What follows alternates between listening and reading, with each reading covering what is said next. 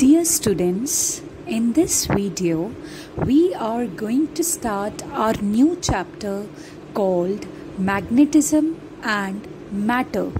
In the previous chapter, Moving Charges in Magnetism, we saw how an electric current produces a magnetic field. We saw that different configurations of current carrying wire produce different type of magnetic field. But in this chapter, we are going to study the origin of magnetism. How did magnetism originate? And what implications do we have of magnetism? We'll study all the tiny details about magnetic poles, magnetic pole strengths, and so on. To begin with, magnetism was discovered first in the form of an iron ore, which was known as magnetite, whose formula is Fe3O4.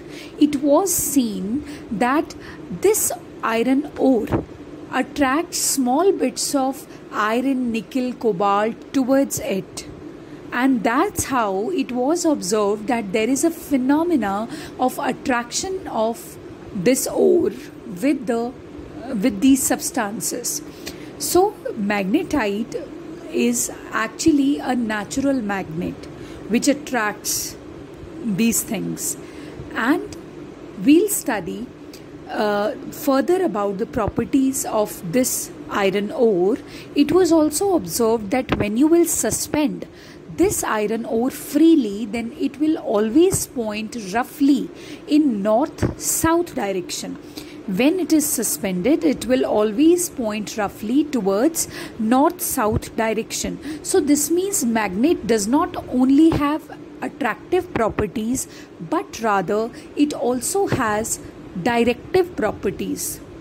One more thing was observed, that if you have a natural magnet and you tend to keep iron substances in proximity to that natural magnet, like if you have kept iron or steel in close proximity with the natural magnet, then iron and steel will also acquire some magnetic properties, and that's why they are known as artificial magnet. When you rub them with a magnet, they acquire magnetic properties, so they are artificial magnets.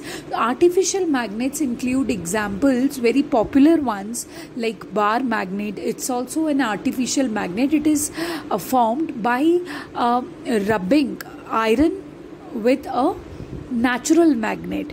Okay, then we have a magnetic needle. It is also an artificial magnet. It's not naturally found.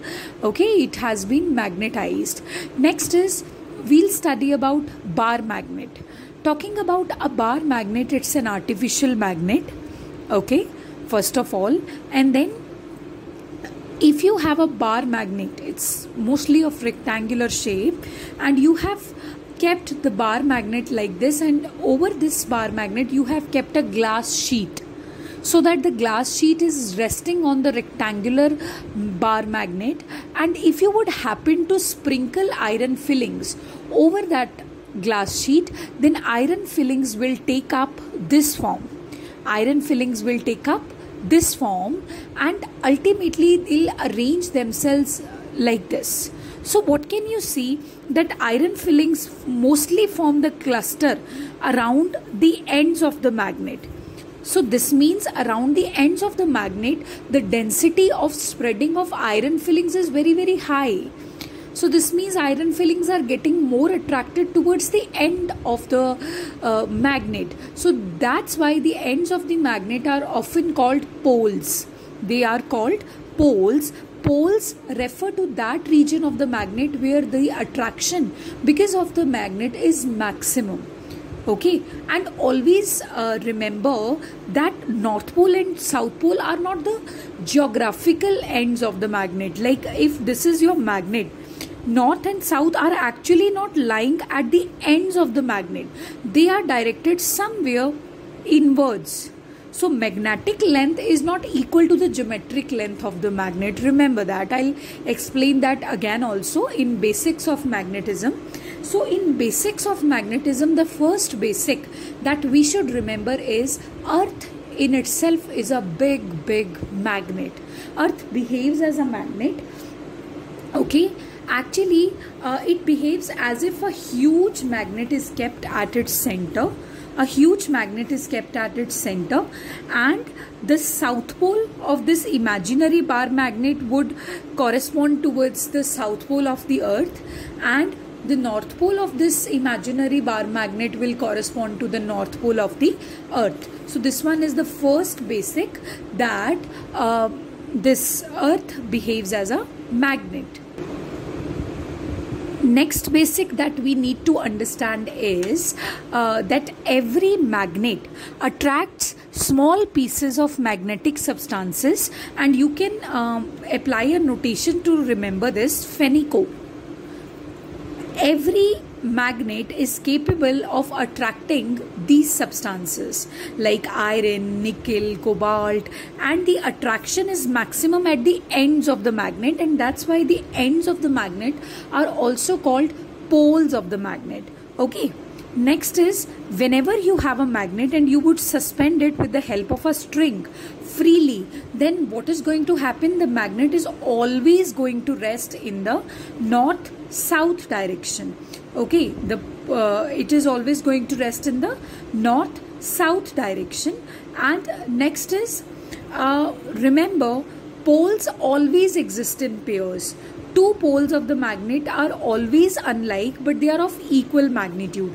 Like if you have a magnet here, this one is north pole, this one is south pole. So these poles are of course unlike in nature. There's no doubt about that. They are two different poles, but they have equal magnetic strength. So you might be thinking, what is magnetic strength? Magnetic strength is also called pole strength, which is denoted by M. You remember the electrical charge Q? What was electrical charge Q? Electrical charge Q was the amount of the charge, amount of something which can result in the exertion of electrical force. हम कहते थे हमें actually charge के बारे में नहीं पता, but हम बोलते थे कि जिसका चार्ज ज़्यादा होगा वो ऑफकोर्स अपनी सराउंडिंग चार्जेस पर उतना ही इलेक्ट्रिकल फोर्स अप्लाई करेगा. Similarly there is a magnetic force also. Just like electric force, there is a magnetic force also. So what is pole strength, which is denoted by M?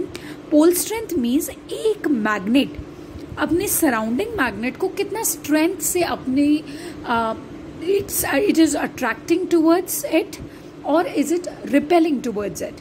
So repelling from it. So basically, pole strength is a measure of that quantity which helps us to determine the amount of magnetic force that a magnet can actually exert. Remember that. Next is, I'll again reinforce the fact that I told you. Suppose you have a magnet here, okay?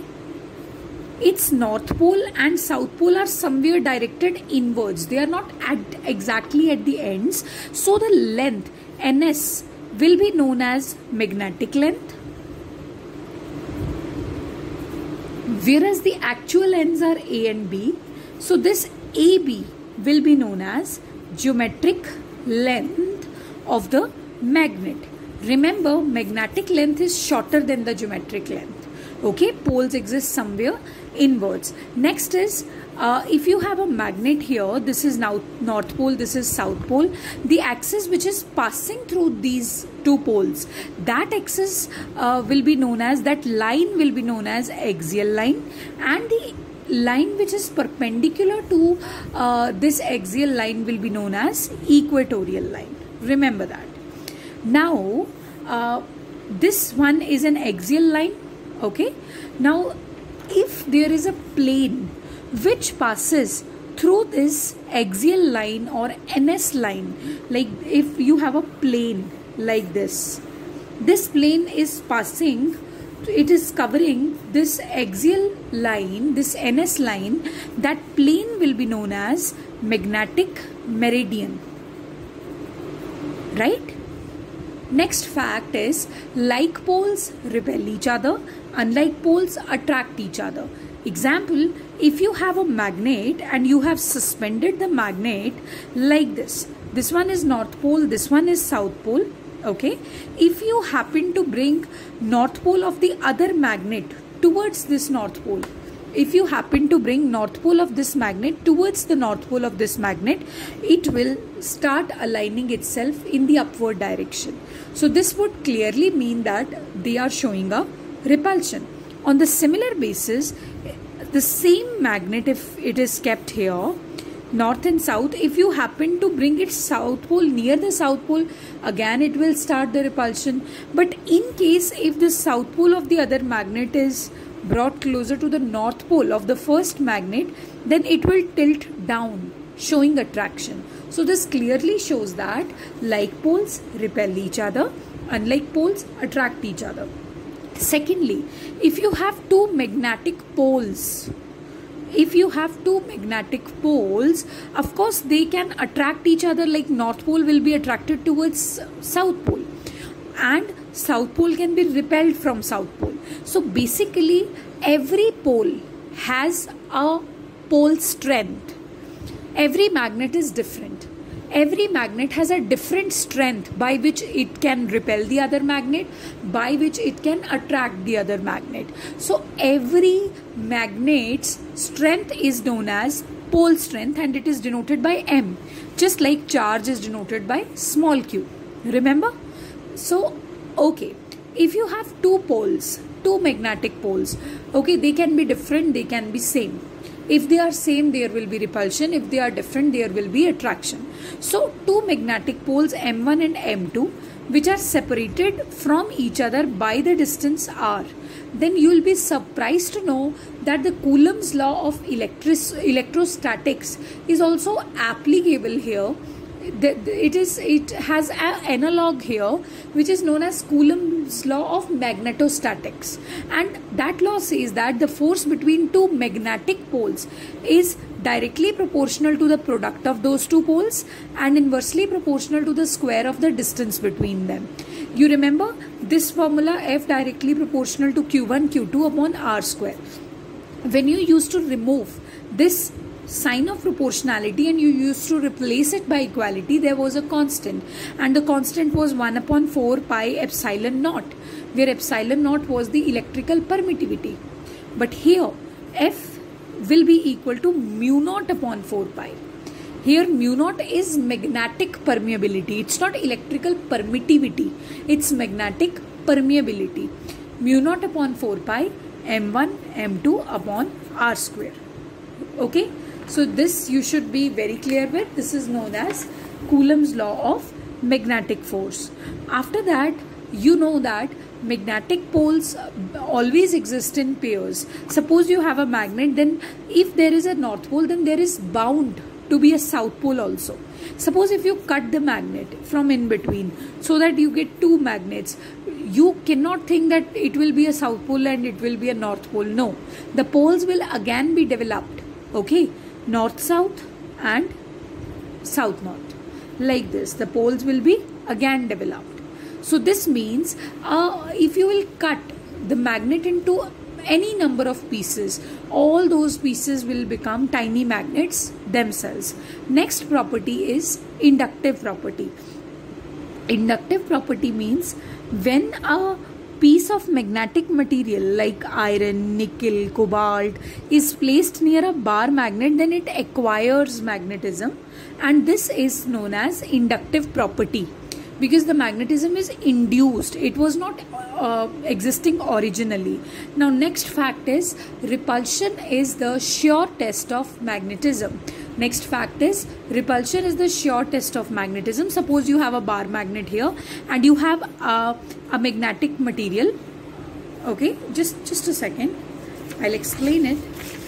Suppose you have a bar magnet here, right, and then you have iron material and you have another magnet which is of irregular shape.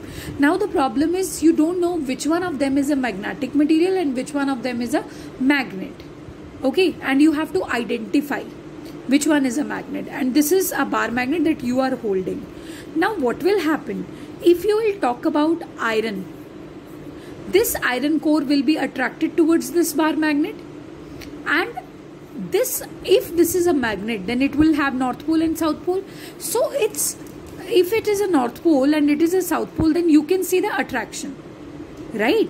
तो बात ये है कि दोनों में अगर attraction होगी तो आप आइडेंटिफाई नहीं कर पाओगे which one of them is a bar, which one of them is a magnet and which one of them is a is an iron material, is a magnetic material. लेकिन अगर ये south pole है और ये भी south है और ये नॉर्थ है, तो मैग्नेट रिपेल कर जाएगा. आयरन कोर तो हमेशा ही अट्रैक्ट होगी, तो ये मैग्नेट रिपेल हो जाएगा. तो अगर ये रिपेल हो गया तो इट मीन्स ये पोल्स का रिपल्शन हुआ है, that's why it has got. But poles किस में होते हैं ओरिजिनली?